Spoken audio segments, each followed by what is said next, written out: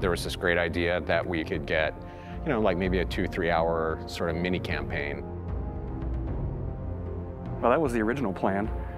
Not quite what happened, but since we pretty much ended up making a full game. The game gets more and more ambitious, and then next thing you know, it's not like anything you've worked on before. We knew that we wanted to keep what was great, that people loved about the Halo experience, that 30 seconds of fun over and over again. We knew we had to preserve that, but at the same time, give it an ODST spin. We wanted to try something that we'd never done before, and I think that means breaking the mold of what people expect from Halo. Here's an engine, here's a story, you got a year, go.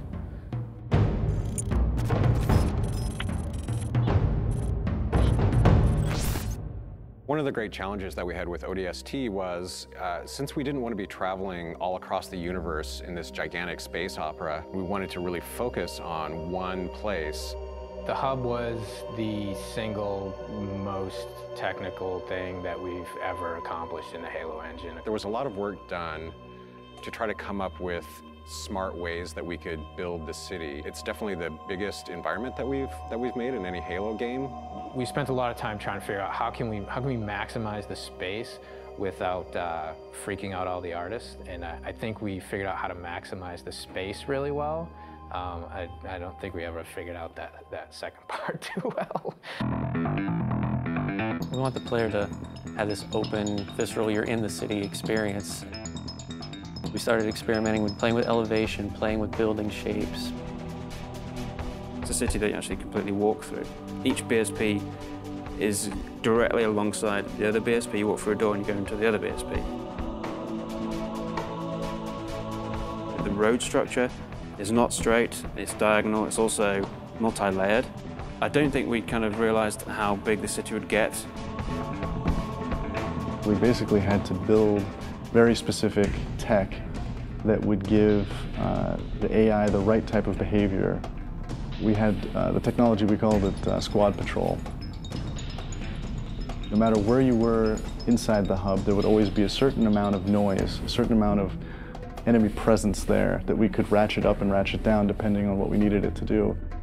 We need to have this dark, moody city without making it unplayable. I wanted to get a feeling of rain at night in an abandoned city. I would still like to score the emotions and mood that we want the player to feel when they're playing the game. We want people to explore the city. We want people to find this, this kind of hidden little sub-story. What if the phones rang? You're alone, you're in the city, you're trying to unravel a mystery. That's the feeling you have every time you're the rookie.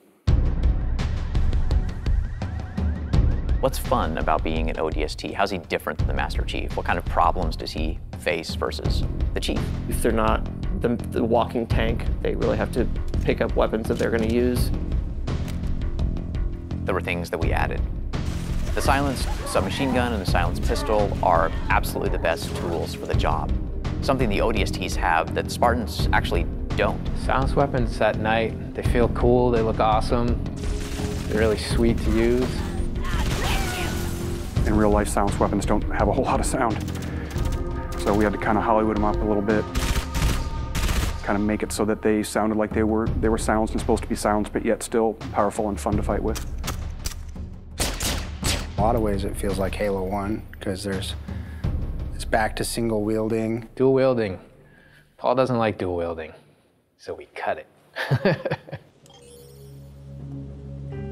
Visor mode is really cool, and it evolved a lot. There were versions that looked really great for the art, but yeah, maybe they didn't do such great things for the design.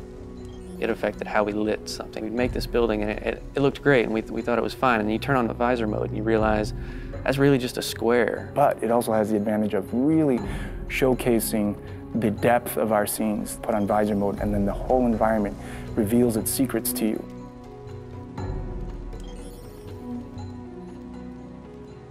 You know what sucks about big cities? You can get lost really quick. And that's where we came up with ideas for the Visor database, where you have a great map of the city that not only shows you where you are, but allows you to choose where you want to go.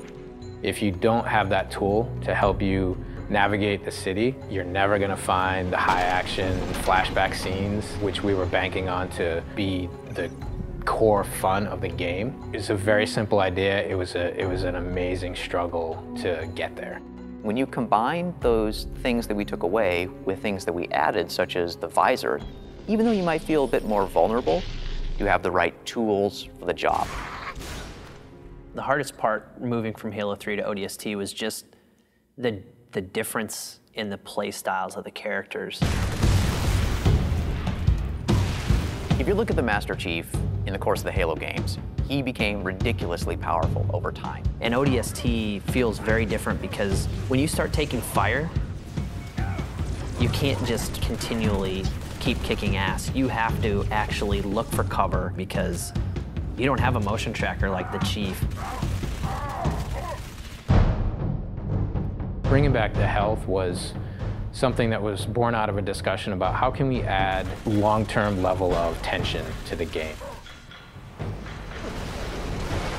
For us, health is important in the ODST's world because it reminds you that you're vulnerable.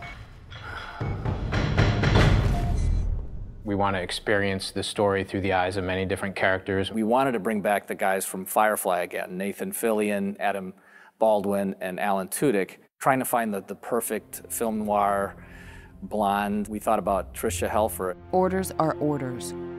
Come on, Veronica. What could be more important than that carrier? My orders. And Buck, call me Captain. I'll pass on that dance, but you can show me where to sit.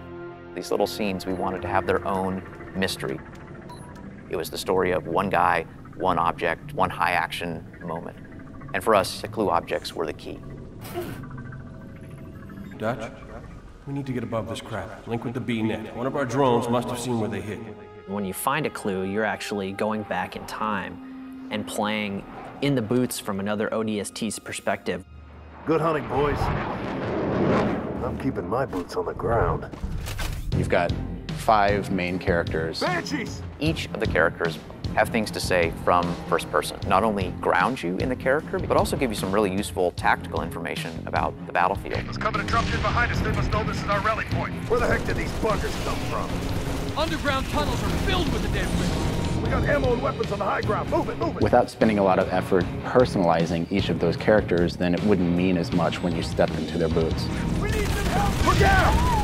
Bam, said the lady. So I hope it's the right balance of new and old, that it doesn't come off like we've screwed the pooch on this one. But I do think they will probably walk away from this honestly wanting more. Honestly, if we had more time to do ODST, I really don't know what we would do differently. So if I got another 2 weeks, I don't know. I guess I'd play more ODST.